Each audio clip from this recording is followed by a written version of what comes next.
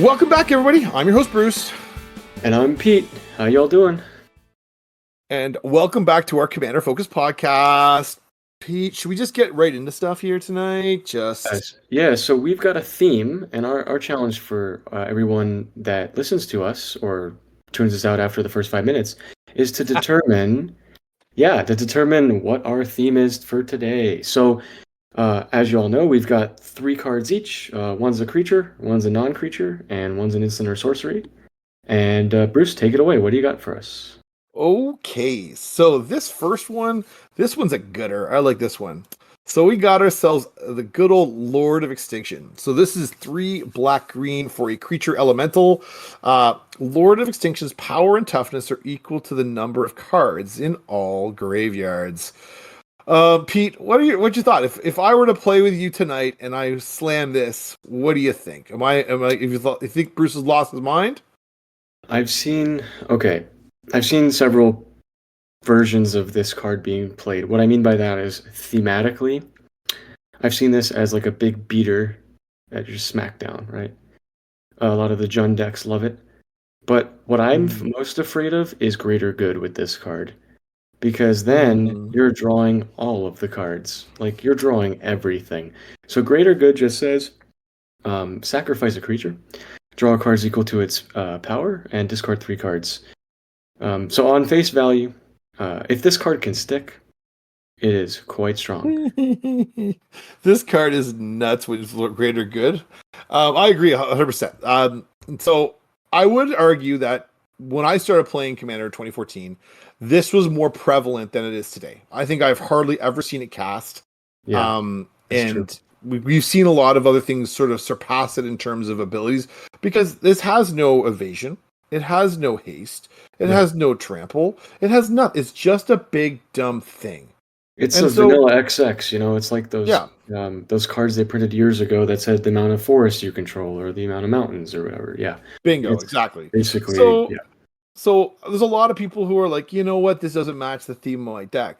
However, I will just say, my friends, there are lots of ways to make this be a terrifying sight on the battlefield. The first way is the haste enablers that are existing. My new favorite toy in this category is Enduring Courage. That card is insane, and people aren't talking about it enough. It's really, really good. It wins me the game like that. Yeah. If people don't stop it, I mean, every time a creature enters, you get +2/+0 in haste every single time. So yeah, it's really great. It is underrated for sure. So haste enablers, so Enduring Courage or the Rhythm of the Wild, and even like Xenagos and the Helena and Elena. Like, there's so many in the last 3 or 4 years. We have seen so many haste enablers that lean into this, and like you said, into the Jund color configuration where this fits so prominently. You're like, oh. Yeah. And so you catch somebody totally unawares with like their shields down.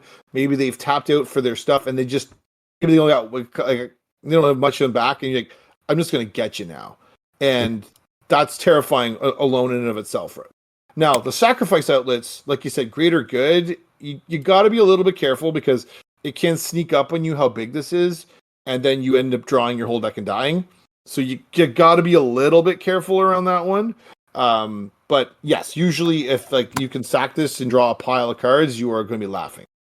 So the one thing I wanted to mention too, yep. Just as a little like sort of thing about the card, I actually would not play this in like a Golgari Aristocrat style deck. No. I think it's too slow, but I would play its much maligned counterpart, Doomgape. So Doomgape is 7 mana, it's like 30 cents, and it says at the beginning of your upkeep, sack a creature, you gain life equal to its toughness. Pairs pretty well with the Lord of Extinction too. Yeah, absolutely. I would probably replace it with that. Yeah. So the thing is, this card is very linear. It's difficult to appreciate it unless you're literally abusing like the size of it. The shot, yeah. So other than that, it's just kind of a filler card. It's not necessary, really. Yeah. So if you're abusing the size of toughness with a fling effect or with like a Warstorm Surge or a Terror of the Peaks, then this thing is a house, and you're going to get somebody surprise them out of nowhere. So I will be honest, I have taken advantage of this in the last 2 weeks, where I've had some good success with it and absolutely smashed some people. And the Lord of Extinction has been the coup de grace on at least 3 different players. So One of the weirdest things I've seen is people put like pinging effects on it with Death Touch and Lifelink, so they're just gaining an incredible amount of life. ooh, That was yes. one of the weirdest things I've seen, and it actually worked out pretty well. Or like a lure Mhm. effect, like making it Yes. so all the creatures have to block. That's another fun way to make this card a little bit more interesting. Hmm. But anyway, the other card that I have for creature today, it's also a very high risk, high reward in a sense. It's a newer card from Bloomburrow, so it's called Dragonhawk, Fate's Tempest. So it has flying. It's whenever it enters or attacks, exile the top X cards of your library, where X is the number of creatures you control with power 4 or greater. You may play those cards until your next end step. At the beginning of your next end step, Dragonhawk deals 2 damage to each opponent for each of those cards that are still exiled, and it's a 5 mana 5/5. So, Bruce, on the surface, what do you think about this card? I like this. So I'm a little bit okay. The 5 mana means you're probably spending most of your turn to set this thing up. But if you can stick this, you're going to get a ton of value off the exiling creatures or exiling cards at the top of your deck, and then be able to cash that in for damage or just dumping value onto the battlefield. My son got this in his pre-release kit, went for Bloomburrow and was ecstatic with it, and beat the living bejeebus out of me with it repeatedly. So the Right. card is really, really strong, and it tends to be of a power level where people are going to be like a little bit less keen on blowing it up because Yeah. it's not immediately obvious that it's a threat. Mhm. If you can set your board up in such a way that this is getting you 2 or 3 cards, throwing around 2, 4, 6 damage, this thing is really, really strong, and people don't talk enough about it. So I like it because it says at the beginning of your next end step. So the impulse draw Yes. actually sticks around for more than a turn cycle, and you can still play the cards. I believe if Dragonhawk is removed, it doesn't really care if it dies. Oh, right. So I've seen that in standard where people will play it, it'll die, right? Because standard has a ton of removal now, Yes. but they still get to look at 3 cards, or 2 cards. Right, So yeah. it's one of those creatures where I think when it was spoiled, people were like, it's like, it's slow. But No, it's good. I've played it in my Xenagos deck, Bruce, and oh my goodness. Oh, If they're that's not taking 20 damage a turn, they have to deal with the 6 residual at the end or the 4 residual after that. And it's not yeah. even the biggest beater on the board, but it just kind of trickles. It's like it pairs really nicely with any cards that make 4/4 dragons because it's meant to be a dragon Right. subsidizer, right? It's meant to just dragon time. Um, but the other thing that I thought would be surprising with this is putting this in like a Boros deck where you're just making angels or you're copying things like you're Ooh, playing I like Hoffrey, that. I like that. or like because there's a lot of like 4/1 elementals too, because you can like layer it where you make a bunch of 4/1s and they die at the end of the turn, but then Yes. you time it so like they die after Dragonhawk Yes. sees them die. So I'm thinking like if we could split this, it's actually really nice and Is It too, because maybe you get 2 cards off of it in like an Is It spell slinging deck, but it's Right. like Yeah. it helps with if you're playing a control deck with this card, it's actually subtly good because maybe you get 1 card off of it, but it's 1 extra card that you could play until the next end step. Yeah. So I think it's super flexible. It's slow and dirtily, but I think overall I've had a lot of fun with it as well. So that's all that Well, really matters, and I think that's the piece that people forget too. Like people talk about playing powerful stuff, and like this thing is just fun to play. It's super cool to get the stuff. What are you going to rip off the top? Do I cast it? Do I not? It's like a sub game in your game, which is Right. kind of neat. I mean, I like Impulse it. Draw is boring. Like people, a lot of my friends are like, it's boring. It's not original because it's red, right? They're just known for that. But I mean, it's a body, and I don't know. I'm trying to see the brighter side of the card instead of just seeing it as like a pile of value. So anyway, I think it's a little bit It's good. underrated. I will not disagree with you. Yes, sir. All right. All Moving right. on. Should we do let's do our spells, our instants or sorceries. All right. Let's see. What do you got for us, Bruce? So I got myself something big and splashy. I got Insurrection. So for those of you who have never seen, and I'll be honest with you, many of you, if you started playing the last couple of years, maybe you haven't seen an Insurrection get cast. So it is 5 red for a sorcery. Untap all creatures and gain control of them until end of turn. They gain haste until the end of turn. So I picked this, Pete, because I haven't seen this cast in ages, and I saw it cast the other night, and it was humongous. So, what do you think?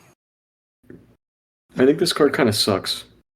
I know it. I really do. I mean, like, it's cute. It's really cute. It's like, it's just like a really cute sort of way to, like, okay, I win the game this turn. But man, I had never, like, I think I saw it cast like 5 times in my entire Magic playing life. And even then, sometimes you take stuff and it's like it really didn't do anything. Like you didn't even kill everybody, so it's just awkward. Yeah. You know, it's like super. It's like I'm not really sure how I feel because again, we haven't seen it enough play, and it's 8 mana, so it's just like so much for what it does. So I won't disagree. I'd rather just play Clone Legion if I was gonna play something spicy and expensive. Might as well just do that, you know? Yeah. That's 9 mana and in blue. So for sure, no, like absolutely. So for people out there who may be listening who haven't seen this one very frequently, because it's not a very frequently played card anymore, even though it says it appears in 40,000 decks on EDH Rec. I don't believe that because we've all come to the point where 8 mana is almost too much to cast. But this once upon a time was a menace, absolutely a menace, and as we've watched the game pick up in terms of speed, more treasures, more mana rocks, more explosive plays, more ways to extract value, you're maybe getting to the point where Insurrection might actually be sneaking back in, not so much as your main game plan anymore, but now as a way for you to like cash out on all that value you generated and do something that's going to be hugely impactful and swing the game in your favor. I'm not going to say that it's a surefire win every time, but it certainly has enough potential that it's going to keep your opponents really thinking. If they know it's in that deck, you've casted to them on them last week on Friday Night Magic, and this week they're playing the same deck. They're looking at you like, does he have it? Does he have it? I don't know. You know what? Let's just kill him. And like it moves the game along, right? So I disagree. I disagree. I just don't think it's good. I don't think it's good enough. I know that it's cute, but like so is a puppy or like a bunny. You know what I mean? Like, is it actually gonna win you the game? I don't know. So like I said, it got cast the other week, and it did. Yeah. It smashed the table. I guess in the brackets, it might like see a lot of more play in like the lower brackets. Yeah, for sure. It's definitely it's something cute to try. Like I'm not opposed to seeing people try it. Yeah, I just don't think it's good enough to be played. Well, yeah, that's fair. I think in a bracket 2, maybe even a bracket 3, you might see it, and people are going to say, like, how is that fun and cool? I don't think in bracket 1 that's really the sort of thing where you're looking to go and do, even though you could. But I think bracket 2, bracket 3, no trouble at all, because you're going to be sitting there and generating a lot of value. You're probably got lots of heavy board states. It's by the time you're getting to bracket 4, there's no way you're playing Insurrection. Like there's you don't have enough creatures to warrant it, let alone do anything else meaningful with them. So speaking of the higher brackets, this card that I'm going to feature is actually something that people have played in the past, and they might still play in the highest brackets now. Bubbling Muck. It's 1 black sorcery. Until end of turn, whenever a player taps a swamp for mana, that player adds an additional swamp to their mana pool. So Bruce, this makes mono black decks absolutely a menace, because they have so this is like a color shifted version of High Tide that's like floating out there, right. And the problem with High Tide is that blue has no obvious outlet to dump all that mana into, but black does. Black has had drain lives forever. They've got Torment of Hailfire that, if nothing else, you can just fire a whole ton of mana into it, and the game probably closes the game out, right? Like, black's got a ton of ways to reach out and just slap somebody upside the head. Or if you need to, you can just dump it in some demons and power that out into your turn. Meaning you can go and get your Razaketh or whatever online, doing something really disgusting. So I like this effect far more in black than High Tide in blue, because of the propensity for black to make use of that mana so significantly and just make it such that they've run away with the game, and the rest of the table is having to play catch up. So I really like this card. I've actually never seen this card played, which is surprising because it is very efficient. It would be really funny if you played like Urborg and then you played this and it just became just a mess. Granted, it is a sorcery, but how funny would it be? People are paying life into things, paying mana into things. I'm thinking of weirdly enough, like some of those group hug cards that say anyone can pay any amount of mana. Yeah, the tempting offer. The tempting ones. cycle, yeah. So Yeah. like that would be kind of weird and funky. Mm-hmm. But all I can say is this is a card where you play it on turn 4 and you're probably gonna win the game. Oh, On probably, that turn. Like at minimum, you're gonna play your Razaketh, but at max, you're just gonna combo off and do what you gotta do to win. I could see that. Also, if you can recycle this card like in the same turn twice or once, you're just gonna keep going. It's kind of like you're playing Seedborn Muse with yourself, where you're just continually generating more. I'm actually like this would be nuts when you're playing like you lands and you tap them and then sack them for mana with like squandered resources or something. Ooh, That's a bit much. That's hot. That's hot. I kind of like that. That's hot. So yeah, there's a lot of potential. Again, squandered resources is too expensive for our budget, I would say, but probably. But I'm like I'm not familiar with the price of that one, but like it's about 30. Actually, it's about 30 right now. Not terrible, but still. The other thing is like a little pricey. The other thing I was thinking about with this card is it's like one of those weird things where if you're stuck on mana, it actually might get you back into the game. If you took a really greedy hand for some reason, but you have this in your, even if it's like you play this on turn 2, you still get to have 2 mana to do something with it, which is nice. So how does this interact with Crypt Gasps, or like a doubler like that? So would Crypt Gasp make your swamp tap for a second, and now this taps for a third? That's a good question. I'm thinking just off the top of my head. The greed in me is just saying, how do I make this? How do I get greedier? I'm thinking because it's on the field and this is cast, so I think what happens is the layering would be you tap the swamp and it produces 2 extra. I don't think it like quantum doubles it. No, but I could be wrong. But it's kind of like when you have 2 token doublers out, you kind of stack it, right? And I think that's how this would work. But oh my goodness, that is disgusting. Well, I mean, if you're going to get that Pontiff that does the same thing. Pontiff of Blight? No, it's not. That's the one that gives them all. It doesn't matter. It's a demon. It does the same thing. Yeah. It's just all gross. And I just figured if we're going to go full greed, let's go full greed and like get right up in it. So, no, I like Bubbling Muck. I've seen it cast. When it cast, the game ended promptly. Right. It was a Torment of Hellfire. That's what it was, and that was me. Well, yeah. I'm like, oh, I am now dead. So, game 3. I guess what you could do is you could cheat in your insurrection if you want. I could born upon the wind, and then insurrection the table, and then go. Like, I don't know. Like, anyway, so as Bruce is dreaming up his dreams about this card. What else do we got here? Let's see. All right. So I have brought an enchantment today. I have from a very recent set, and it's pretty affordable. It's under $1. Rakdos Joins Up. So 3 black red for legendary enchantment. When Rakdos joins up and enters the battlefield, return target creature card from your graveyard to the battlefield with 2 additional +1/+1 counters on it. Whenever legendary creature you control dies, Rakdos joins up, deals damage equal to that creature's power to target opponent. Pete, what do you think? So this card's a little cheeky. Oh, it's an effort.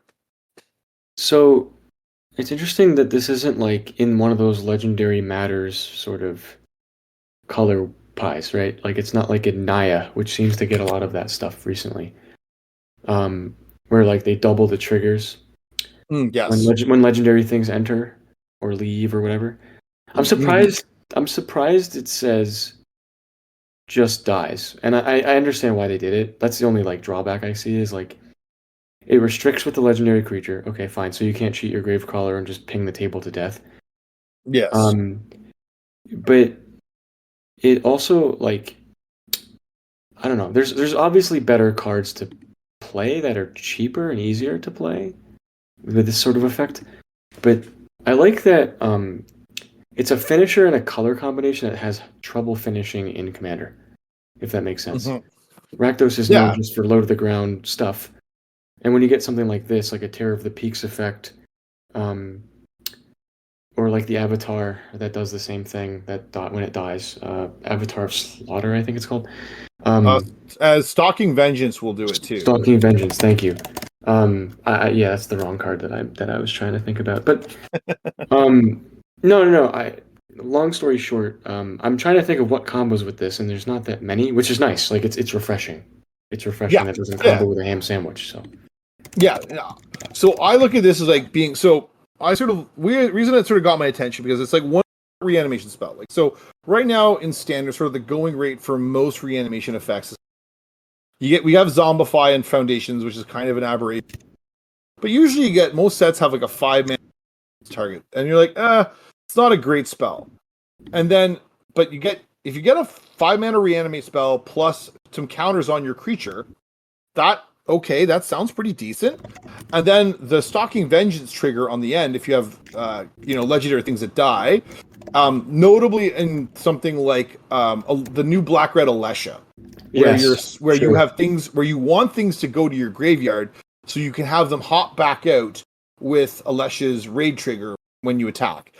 And one of the best cards that I've seen to work with Alesha is Hellspur Posse Boss, which is like a 4-mana 2/4 that makes mercenary. And the mercenary tokens play really, really well with Alesha because you can use them to increase her power to attack, to drag bigger things out of your graveyard. And the whole little package is cute and busy, and you can do some really gross things with some legendary things, maybe some demons, or go ahead. As I'm thinking about this, I'm thinking about Squee. Squee would work really nicely.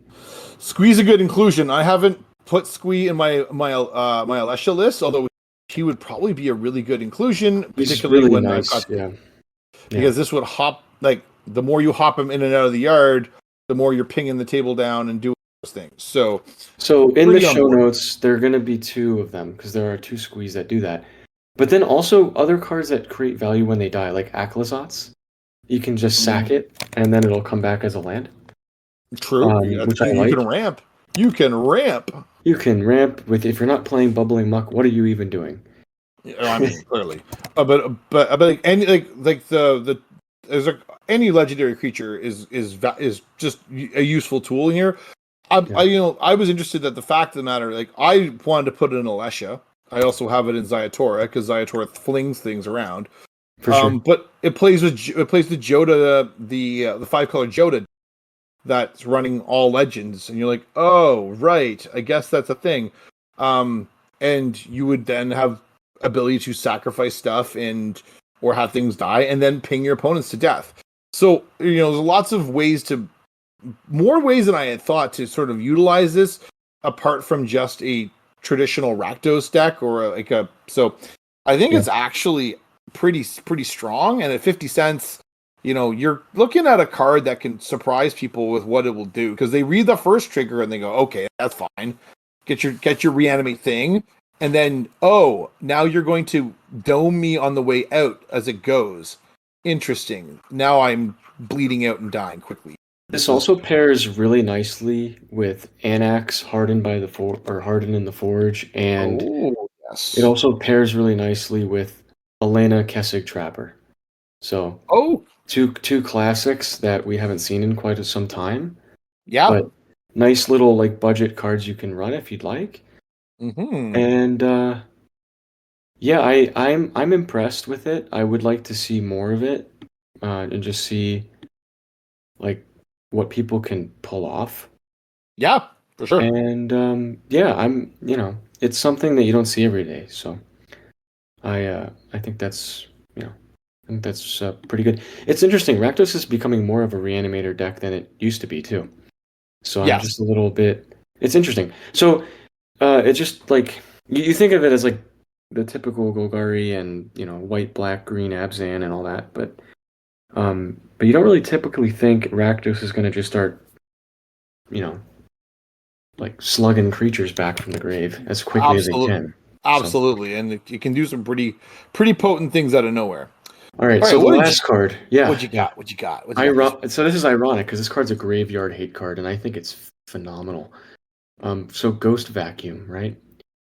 Oh my goodness. One colorless, tap it, exile target card from a graveyard, and then you pay 6, and you can tap and sack this. You put each creature card exiled with this artifact onto the battlefield under your control with a flying counter on it.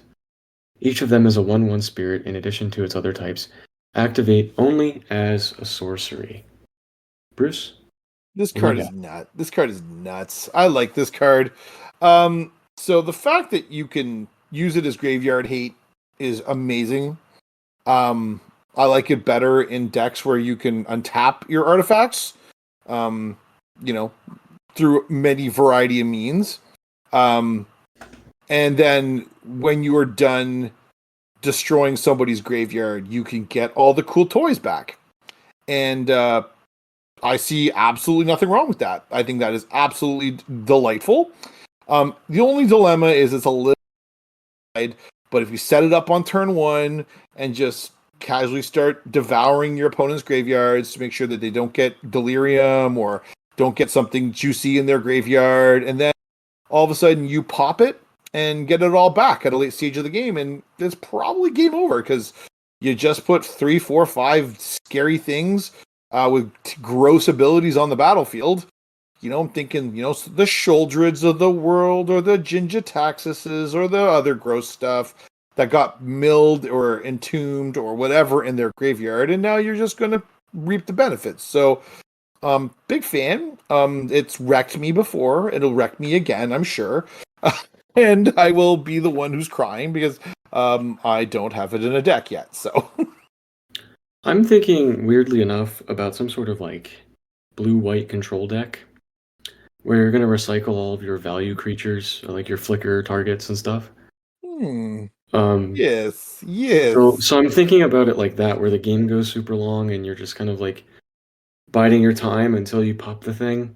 It also serves as a nice political tool too. Because say you exile like that dude's threat from the yard, like his Gravecrawler or something like that, you can hold it over the leverage it as like if you don't do this, then I won't pop this and bring it back. So I was thinking flicker, because after you get them back, you can flicker them and reset. And also like you said, cheating out big dumb things is just kind of fun.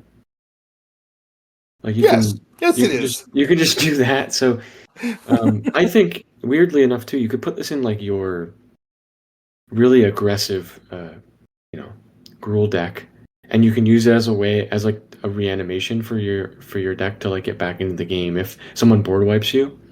Yeah. It is slow. It is pretty slow, but I've seen it in standard just wreck people, and I've seen it a little bit in EDH, but not as much as I'd like to see it. It just replaces in my opinion, a lot of those Soul Guide Lantern effects anyway. So I think. Well, see, to me, it replaces like the scavenging ooze or Sure. Yeah. the white one from Kamigawa Neon Dynasty, Yeah. Lion Sash, Lion which Sash, are like, don't get me wrong, are good cards, but because they're creatures and sit on the battlefield, they die. They get swept up in some board wipe, and you don't get the value anymore. So, as is an artifact, it tends to be. I mean, I'm not going to say it can't get blown up, but it's less likely to get caught up in a board wipe or something simplistic. So your opponents have got to target it and make it explicit that they're blowing up your artifact to get rid of it. So it's going to sit there, probably accrue value. And sure, like in some games, maybe you never pop it. You never use it. You're like, I don't really have 6 mana to use in this instance. I'm going to not do it. But if you get sitting there and you're like, you've got 5, 6 creatures, some of them are good, some of them are maybe medium. Maybe you got the land or else. Maybe you got somebody's Rex Sage. Who knows? But now you're going to get them all back. And I was kind of thinking as along the same veins as you in terms of like white, but I was thinking anointed procession style, and like you get duplicates of them, and now you're doing like all the gross things. I mean, yeah. I mean, if it made a token copy, then yeah, that's really gross. But it just gives it like almost like the reanimation stuff where it's supposed to be weaker, but it's the same creature. I was also thinking it just hoses a lot of strategies, like the first part of the clause, right? Tap and exile a card. It hoses a lot of the storm decks. It hoses a lot of it's true. You can decks that flash things back, or try to accrue some value from the yard. If you're surveilling, you have to kind of think about what you're going to put in the yard. It gets landfall. Like it gets rid of some lands in the yard too. So it's just a very flexible very much card. So. Very much so. I think this card is excellent, and I think probably a better way to deal with graveyards than the scavenging oozes and the lion sashes out there. So well, that's it. We'll see y'all next week, and thanks for tuning in. Bruce, take us away. Thanks everybody. Talk to you soon. We'll see you all coming up and down the road. Thanks very much, everybody. Bye.